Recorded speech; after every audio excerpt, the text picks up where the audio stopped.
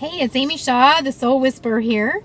I am going to talk about the Mandela Effect today. And when I talk about the Mandela Effect, I don't look for topics to talk about. It just kind of happens to me.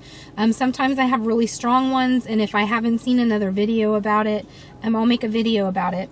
I have a lot of the Mandela effects around people dying. I don't exactly know why that is. And another thing that I noticed is that the majority of Mandela effects for me happened between 2012 and 2014 in terms of like remembering people dying in that time span. I don't know why that is either. The Mandela Effect certainly is not a new phenomena.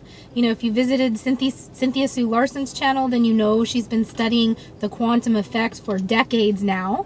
And, you know, she's gone to college, gotten a degree, you know, she knows all about quantum physics, and that's kind of her thing, her niche. So go check her channel out because I think that she adds a credible voice to the discussion about the Mandela Effect, and she's certainly been studying it long before it was called the Mandela Effect. So I know that the Mandela Effect's been going on for a very long time. I don't know, I can't explain for why from 2012 to 2014 I had an unusual amount of experiences of thinking people had died only to find out later that they hadn't died. So that's really interesting. But as many of you may know, Chester Bennington from the band Linkin Park passed away on July 20th, 2017. I looked it up and wrote it down. He passed away, unfortunately, by suicide. Now, at the time that he passed away, I remember that feeling like, is that a Mandela Effect? Because I remember somebody dying of cancer and the band having to stop the tour, and I was racking my brain because I really thought it was Linkin Park. I'm not a huge Linkin Park fan. I could name maybe 4 or 5 songs.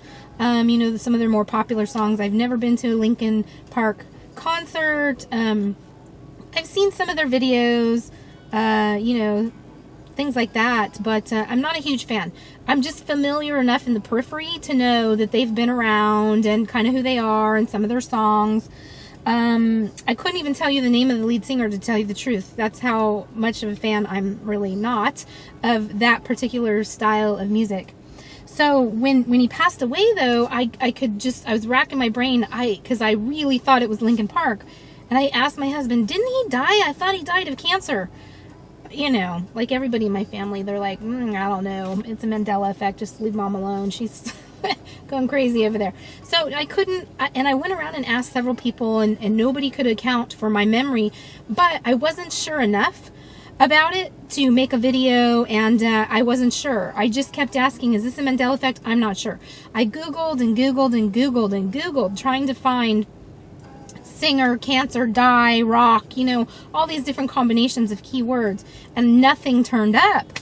So, but I knew, the one thing I was absolutely sure about was that somebody died sometime between 2012 and 2013 of cancer, and that the band had to stop the tour. I was sure of that. I had a distinct memory of that. I just wasn't sure enough about it to know that it was Linkin Park, actually. So I kind of held on to it, tucked it on in the back of my head, kind of went on. It would pop up every now and again, and I would do a little more research, which always turned up nothing. Well, just recently, it came up. It came up. Who actually died of cancer is Adam Yauch of the Beastie Boys. He died May 4th, 2012. So my memory was half correct, okay? I did remember somebody dying of cancer, and the band, them being a singer of the band, and the band having to stop tour. Now, the Beastie Boys and Linkin Park are kind of in the same genre. They're very similar. So it's completely logical to me that I would get those two confused, because I'm not a huge Beastie Boys fan either.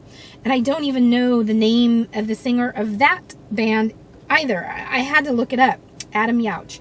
So I'm making this video just to share that there's a qualitative difference in my experience of the Mandela Effect between when I don't have it. When I don't have it, and it's just like a memory where I'm certain of parts of it, but I'm not 100% certain of the whole thing, I hold off. I reserve it. I don't immediately label it a Mandela Effect. I put it sort of in the category of the potential for the Mandela Effect, and I just try to investigate and research and figure it out.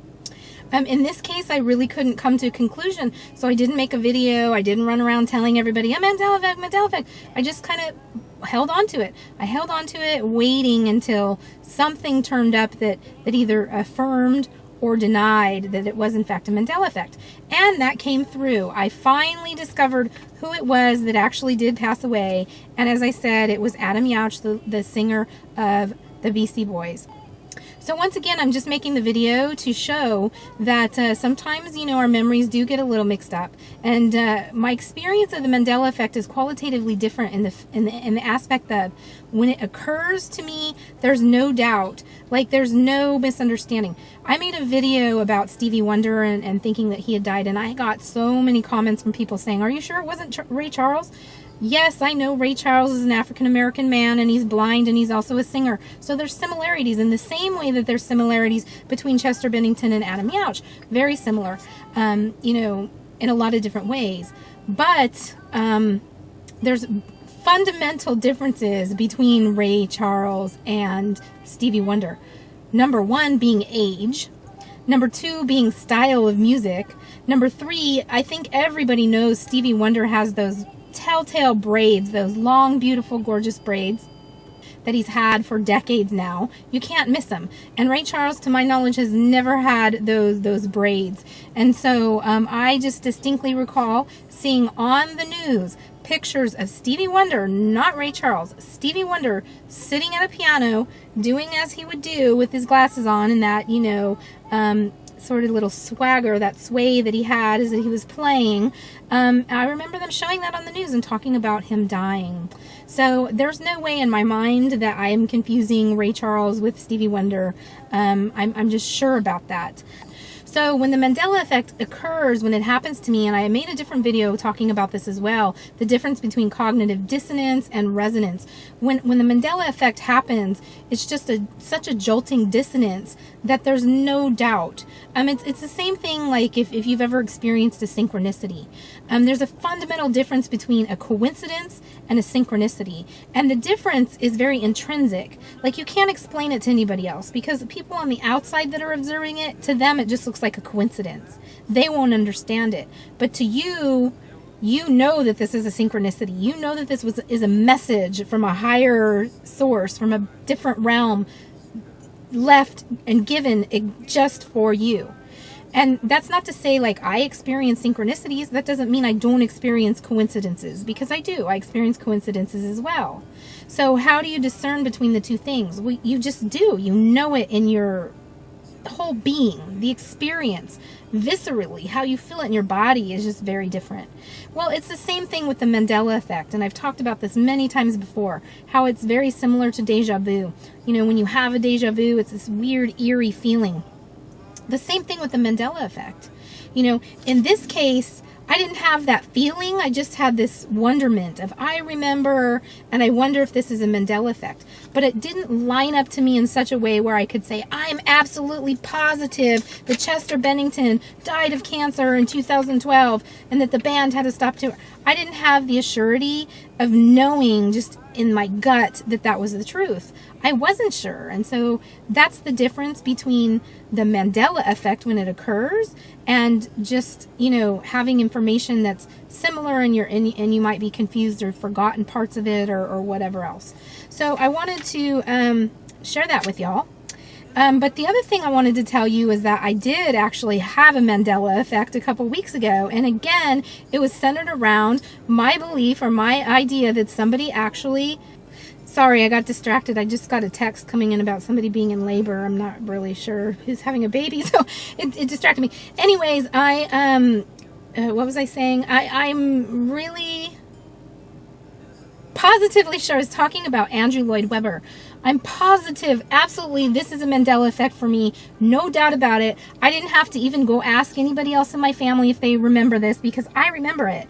In this time period of 2012 to 2014, I distinctly remember hearing that Andrew Lloyd Webber died. And I remember thinking, oh man, what a legacy that guy is, right? And just a couple weeks ago, I was online and something came across my news feed, like some news story about Andrew Lloyd Webber, and there a picture of him. And I was like, what? Isn't he dead? And so I clicked on it, and he's not dead. And I was just like, shocked, completely shocked. Because once again, here's another Mandela effect that I have around somebody that I thought had died and is not dead at all. So I don't know what in the world happened between 2012 and 2014. But something happened. Something happened. And I don't know. I don't even know. I don't even know what more to say. So, Andrew Lloyd Webber, y'all. I mean, if you know who he is, he's famous. He's won so many different awards. You know, he is all the major Broadway shows, Phantom of the Opera, Cats, all of that. That's Andrew Lloyd Webber, people. So he's absolutely famous and prolific. Has spent his whole entire life creating and building these Broadway masterpieces. And so, of course, when the news announced that he had passed away, I took attention to that. I was like, oh, wow. I mean, I really felt in my soul like a sadness that we lost such a profound, creative person. But apparently we didn't. Apparently he's still alive and he's working on his next Broadway hit. So anyway, thank you guys as always for watching. Appreciate all your comments. Not so much the negative ones, but you know, it's YouTube. It's pretty gangster out there. I get that. But if you have comments, questions, leave them down below the video. I'd love to interact with you.